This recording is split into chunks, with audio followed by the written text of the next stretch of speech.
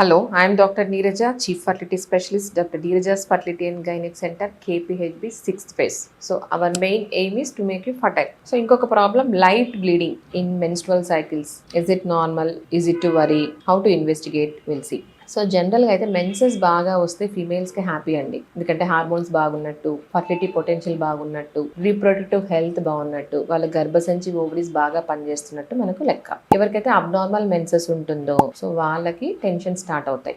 ఏం ప్రాబ్లమ్స్ ఉన్నాయి, ప్రెగ్నెన్సీ వస్తుందా రాదా, ఇంకేమన్నా ప్రాబ్లమ్స్ ఉన్నాయా, క్యాన్సర్ ఏమన్నా ఉందా, అట్లా భయపడతా ఉంటారు. సో జనరల్గా మనకు 3 to 7 days, 5 days to 6 days bleeding normal. So whole మనము సైకిల్ చూసుకుంటే 10 to 12 ప్యాడ్స్ వాడడము, 80 ml బ్లీడింగ్, ఇవన్నీ నార్మల్ అని చెప్తాం. సో కొంతమందికి 1 to 2 days అవ్వడము, లెస్ దాన్ 5-6 ప్యాడ్స్ వాడుతుంటారు. సో వీళ్ళకు టెన్షన్ స్టార్ట్ అవుతుంది. ఏం ప్రాబ్లం ఉంది, ఎలా ఇన్వెస్టిగేట్ చేసుకోవాలి చూద్దాం. సో జనరల్గా అయితే కొంతమందికి ఏమీ ప్రాబ్లం ఉండదు, ఫిజియలాజికల్ అంటాం అనమాట. ఏమి ప్రాబ్లమ్స్ ఉండవు, అన్నీ నార్మల్ ఉంటాయి, అయినా బ్లీడింగ్ తక్కువ ఉంటుంది. సో వాళ్ళు వరి అవ్వాల్సిన అవసరం ఏం లేదు.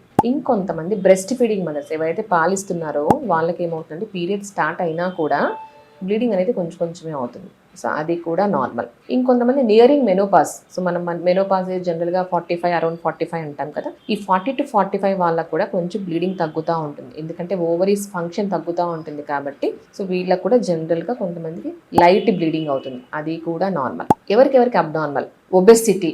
సో ఒబెసిటీ వల్ల పీసీఓడి, థైరాయిడ్ ప్రాబ్లమ్స్ ఉంటాయి కొంతమందికి స్ట్రెస్ ఎక్కువ ఉంటుంది, కొంతమంది ఎక్సర్సైజ్ కొత్తగా స్టార్ట్ చేసి ఉంటారు, హెక్టిక్గా చేయడమే సివియర్గా స్టార్ట్ చేస్తారనమాట, అది కొంతమంది. ఇంకొంతమంది ప్రొలాక్టిన్ అనే హార్మోన్ ఎక్కువ ఉంటుందన్నమాట, హైపర్ ప్రొలాక్టినీమియా. సో ఇలాంటి వాళ్ళని, సో ఇవన్నీ మనం ట్రీట్ చేయాల్సిన కండిషన్స్.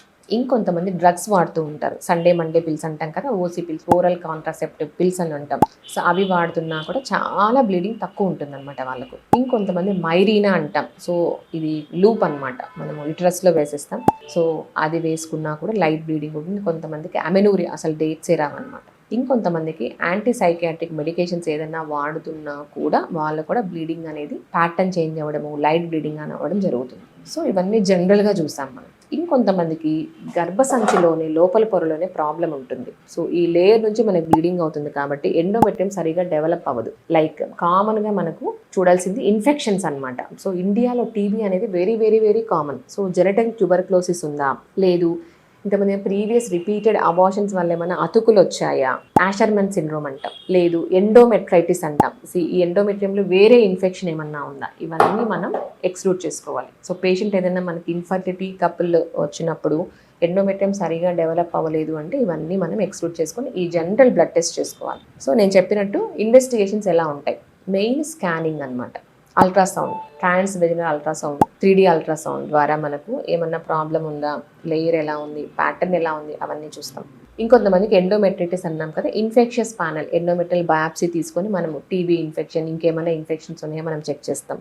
ఇంకొంతమంది బ్లడ్ టెస్ట్, ప్రొలాక్టిన్ ఎలా ఉంది, థైరాయిడ్ ఎలా ఉంది, ఇంకా జనరల్ బ్లడ్ టెస్ట్లు ఎలా ఉన్నాయి, షుగర్ ఎలా ఉంది, మిగతా పారామీటర్స్, లివర్ ఫంక్షన్ ఎలా ఉన్నాయి, కిడ్నీ ఫంక్షన్, అవన్నీ మనం చెక్ చేస్తాం. సో ట్రీట్మెంట్ మనకు ఇవన్నీ టెస్ట్లలో ఏదైనా ప్రాబ్లం బయటపడిందంటే మనం ఆ కాజ్ ఏదైతే ప్రాబ్లం ఉందో దాన్ని మనం ట్రీట్ చేసి మనం ఈ సిమ్టమ్స్ అంతా మనం కరెక్ట్ చేయడం అవుతుంది. సో ట్రీట్మెంట్ ఎలా ఉంటుందంటే వీళ్ళకు మెయిన్ మనం ఏదైనా ప్రాబ్లం ఉంటే కరెక్ట్ చేయడము, తర్వాత హిస్టోస్కోపీ అని మనం అడ్వైస్ చేస్తూ ఉంటాం. సో దీంట్లో డయాగ్నోస్టిక్ హిస్టోస్కోపీ, ఆపరేటివ్ హిస్టోస్కోపీ అని ఉన్నాయి. సో మనం డయాగ్నోస్టిక్ హిస్టోస్కోపీలో ఏమన్నా ఎండోమెట్రియం ఎలా ఉంది, ఏమైనా ప్రాబ్లం ఉందా, ఇన్ఫెక్షన్స్ ఉన్నాయా, మనకి ఏమన్నా అక్కడక్కడ రెడ్ స్పాట్స్ ఉన్నాయా, సో వాటి వల్ల కూడా మనకు కొంచెం ఐడియా వస్తుంది అనమాట.